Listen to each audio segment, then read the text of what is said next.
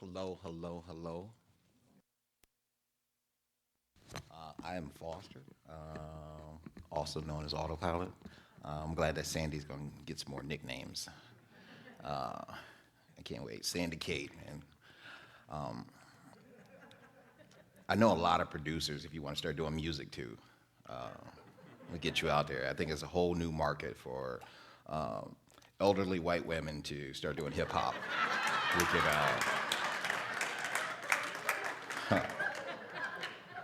if you build it, they will come. I've always heard that.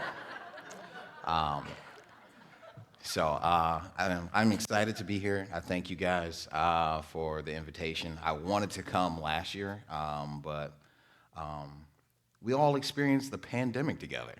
Unfortunately, I couldn't make it. We had some scheduling conflicts. Couldn't get a mask, guys. I'm sorry. That's why I didn't come. But I also had a baby last year. Thank you very much. Her name is Josie Simone. She is the most beautiful thing I've ever had a hand in creating. Um, she came 90 days early. So we were in the hospital for 90 days, and we were at St. Mary's NICU, which is over in Grand Rapids, and it's like one of the smaller NICUs. And every day for 90 days is wild, and especially like when you couldn't have the camaraderie that you would normally have with a NICU. They normally do reunions for NICU babies and all that as well. And we're there. You have to have a mask on. There were so many protocols into seeing my baby every day.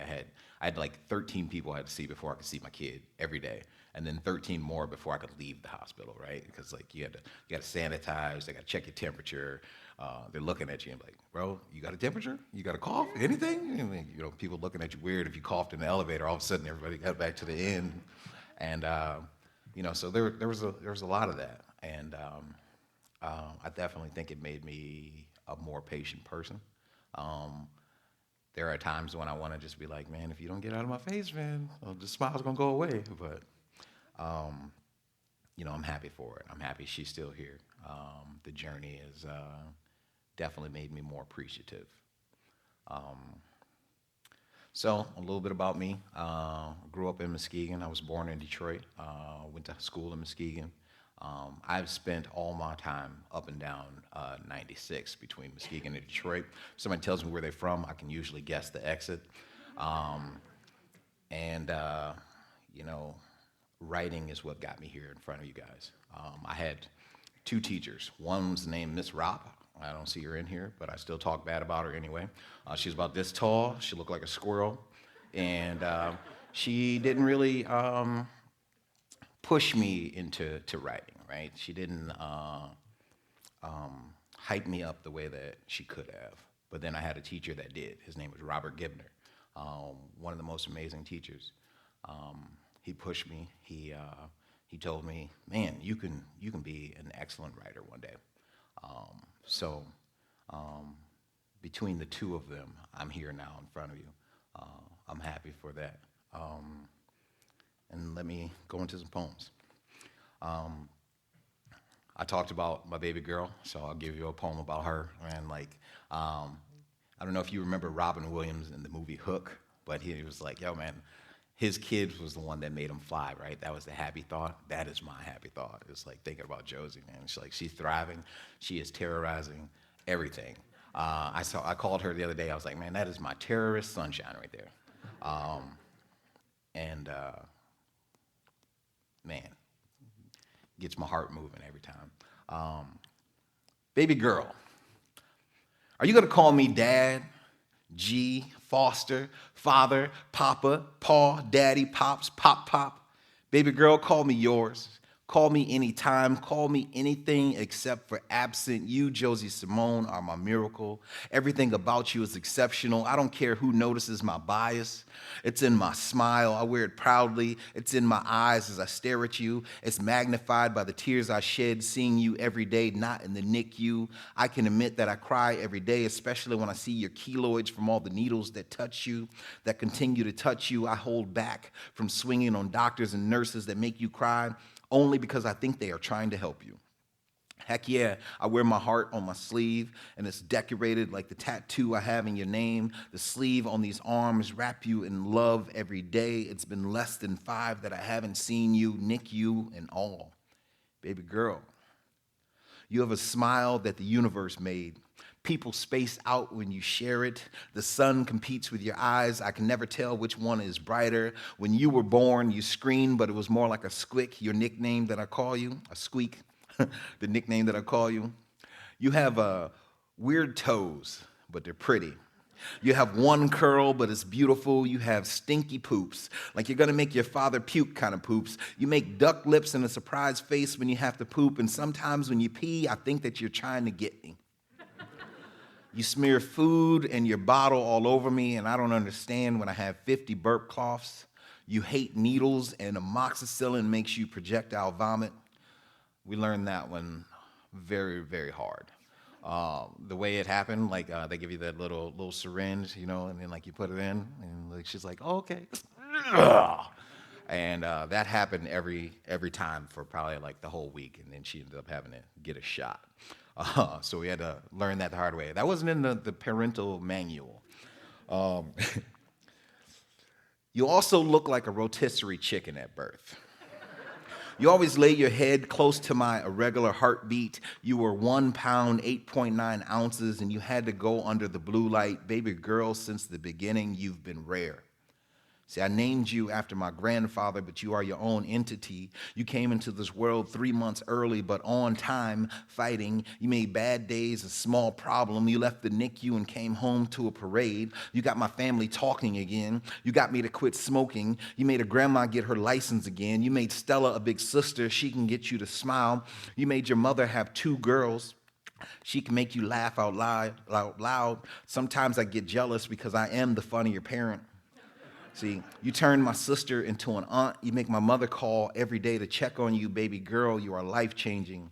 You bring everyone together. I could go on and on about you, and I will, because you made me a father, and I want to be a great one, and then a grandfather. I promise I'll be the best. Thank you.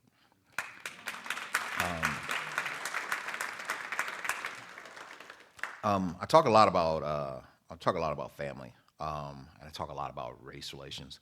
I feel like I am the product of both.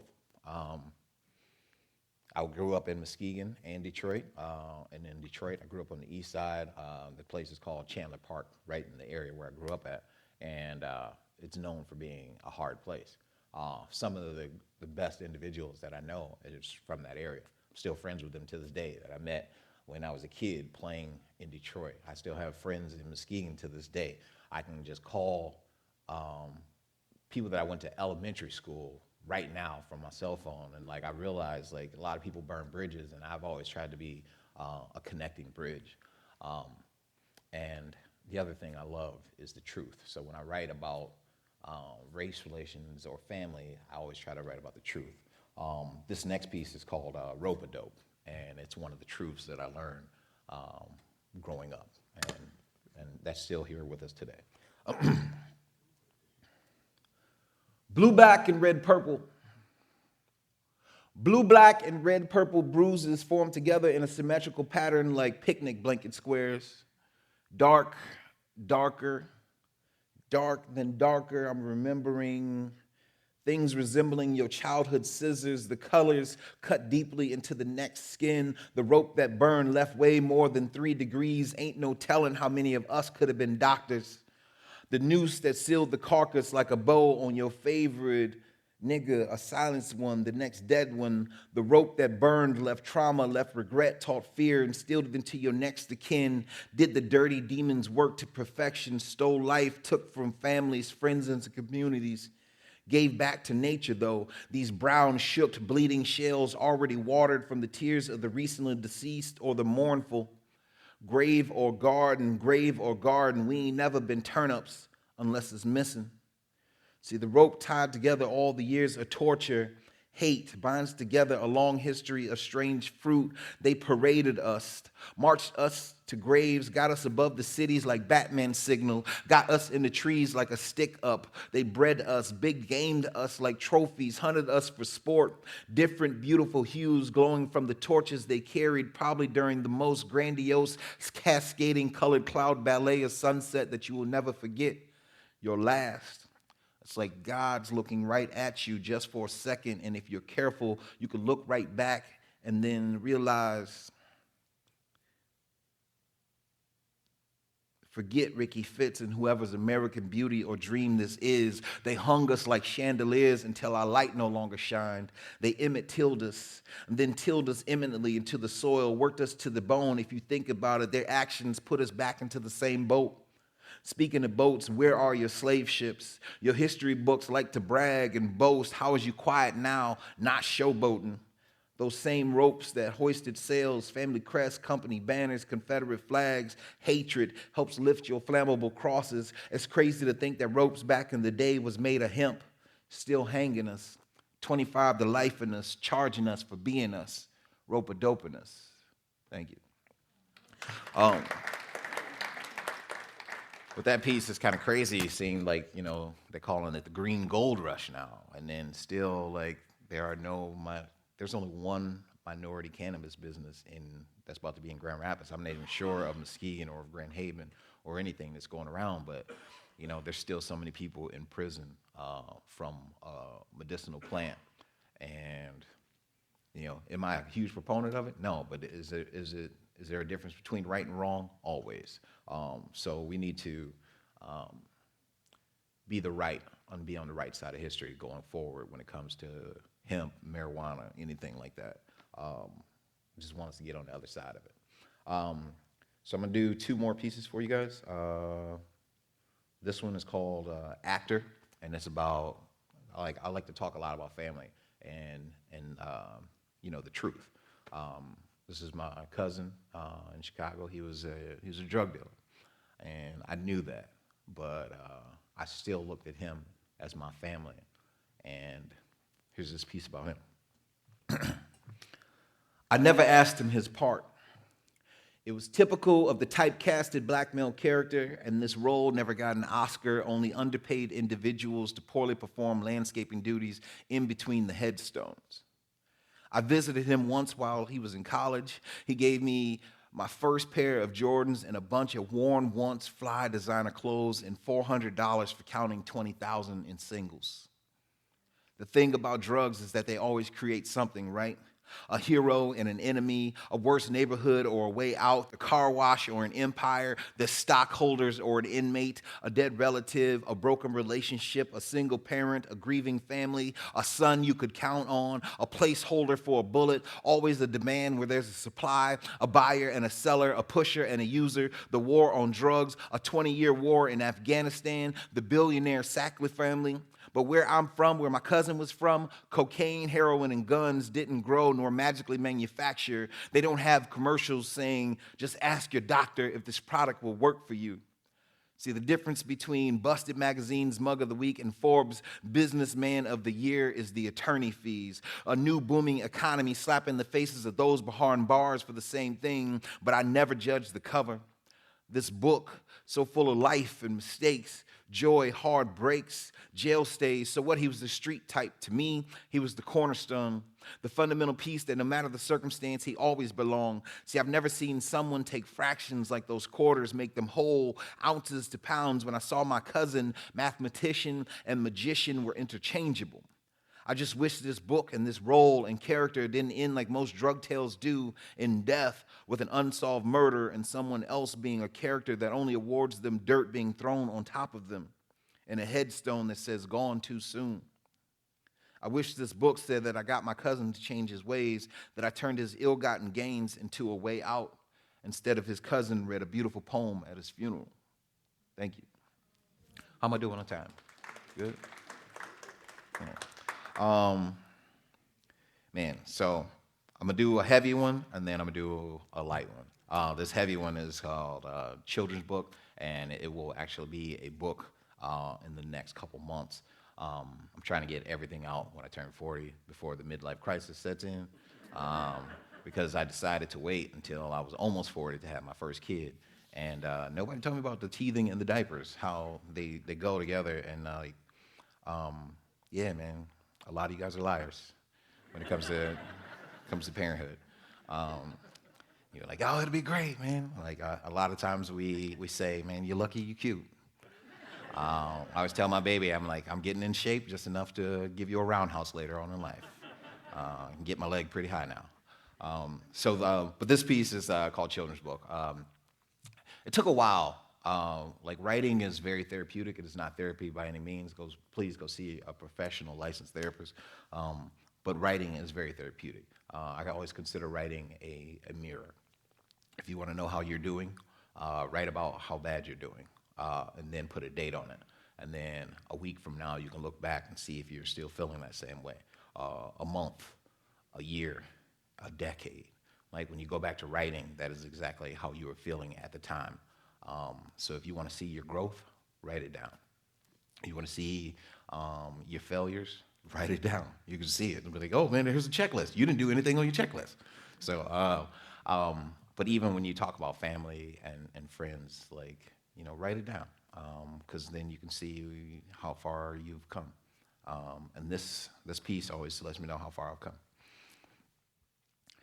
No children's book has ever started off when Dad got sick that I can think of. Not the Berenstein Bears, Goosebumps, Highlights for Children, Tiki Tiki Timbo, No Sarimbo, Charibar Rucci, Pip Perry Pimble, nothing. In fact, that book didn't even have a father, only the old man to see. I had a father. He was strong and black. A husband, a brother, a cousin, a friend, an uncle, a neighbor, a provider, a protector, a hustler, a godfather, and a listener. He was also a diabetic, dealing with pills and strokes, defibrillators, heart attacks, depression, anger, sadness, cigarettes, low potassium, leg cramps, surgeries. He had a bad equilibrium like a broken seesaw, waterway issues, and amputation. And here I am reflecting back on my kid-friendly education instead of how my life changed because my father's did. So let me write a real version of my book on life. I can't draw, but picture this as the beginning. I knew something was wrong when my mother answers the phone, tired as she always is, half asleep, half drowsy, but awake enough to make sure my sister and I didn't set the house on fire while cooking dinner. Hello, she said, followed by her legs giving out like kicking a chair from underneath you, slumping into her favorite napping place, breathless, in shock, whispering, oh God, no, I'm leaving now. It's hard to hear your mother say, help me up, crutch, I mean son. See, no children's book ever started off when my father was misdiagnosed for cerebral palsy instead of stroke. No book ever started off with when my father's cane turned into a walker and then into rolling circular legs. No book ever started off when my father could no longer take the stairs to see me perform. No book ever started off with when I had to change my father's diaper or how many different ways I could show him how to tie a tie now. See, no book ever started off with why is my father's face sagging? And no book would tell you how I used Bazooka Joe bubblegum to strengthen my father's jaw muscles into a smile, into the words, I love you, I'm okay, and the doctors, wow, you're improving rapidly. See, I don't know the book that would tell you that from 1497 Burton Road in Muskegon, Michigan, to 100 Michigan Street Northeast in Grand Rapids, Michigan, that 1,929 seconds is the time that it takes to stop dinner, get in a car, and race to Butterworth Hospital. 1929 is also significant because it was the start of my family's depression and economic hardships and how we battled to stay afloat. And no children's book will ever tell you how your hands will continue to tremble when you hold needle-like objects like a pen, your passion, your escape, and how you'll flash back to the last morphine shot you gave your father while holding his hands as he passed, looking into your eyes as the defibrillator constantly electrocutes his failing heart. Beep. No children's book ever shared such intimate, devastating memories like P, beep, T, beep, S, beep, D, beep. But I will always love and remember my father reading them, no matter how much they didn't prepare me. Beep, I love you, beep, goodbye, beep, flatline. Thank you. Do this last one, man, and I'm gonna get out of your hair. But I just want to thank you guys for being here. And like I said, man, I love talking about my family. And then there's always an upside when you talk about your family. The upside is that sometimes you can't choose your family, sometimes you can. And same thing for friends. Sometimes you can, sometimes you can't. But eventually your friends become family. And I think all of you guys here have now become my family. So I just want to say thank you for that. And this piece is it's called Gray. New pad, same old dad, stuck in his ways. I write to take the pains away, quality try, I fail, I can't stop these tears streaming down her face. Mascara runs, it smears and fades. There's a beautiful smile behind the charades, but now it's gone away. Please come back to your baby boy, that woman that raised me amazing joy. Miss Independent and self-employed, to refrain your love is a selfish ploy. I guess I characterize myself as still your little boy. Inside this man, let's all pray. Close your eyes, give me your hands. Everything will be okay, soon you understand. One day, it'll be okay, soon you understand. Sister, I'm your brother, nobody else. You know I love you, know we struggled. Someday, I trust you, just calm down, because we smile even though we're hurt. When things look bad, remember, it could be worse. But through these dark times come brighter days, and in the meantime, we live in gray. Verse 2. Pops, I curse you. You know we hurt too. Drinking and selling, smoking and yelling. Over the top, you still a good parent. It's a parent. 30 years of marriage. You got sick. She ain't leave. She love hard work. Rolled up her sleeves. Everything is perfect, but you're perfect for me. King can't fall. Protected by queen. Then more than a right. Y'all had me. Slipped the bit. Got back on team. Excelled in school. Surpassed your dreams. I'll be Joe Clark. Just lean on me. It was hard at first, but it works for me. Bills past due, so I hit the streets. I know it hurt, but you're family. My sister, Kendra, my mom's, my pops. The three of y'all is all I got. Bad decisions I make or not, I'm a son of a gun, so I took my shots. You can make me yield, but can't make me stop. Please believe in I'm there when you want family, but you're never gonna need, because we smile even though we're hurt. When things look bad, remember, it could be worse, but through these dark times come brighter days, and in the meantime, you live in gray. Mom, relax a while, you found your smile. Inch by inch, you went those miles. Even made yourself sick, it's getting wild. Both parents sick, but how's their child or their hearts? You can help, you don't know that art. Going to pieces, just falling apart. You're on autopilot and you shouldn't go that far. In hospital chairs asleep with cold sheets for whole weeks.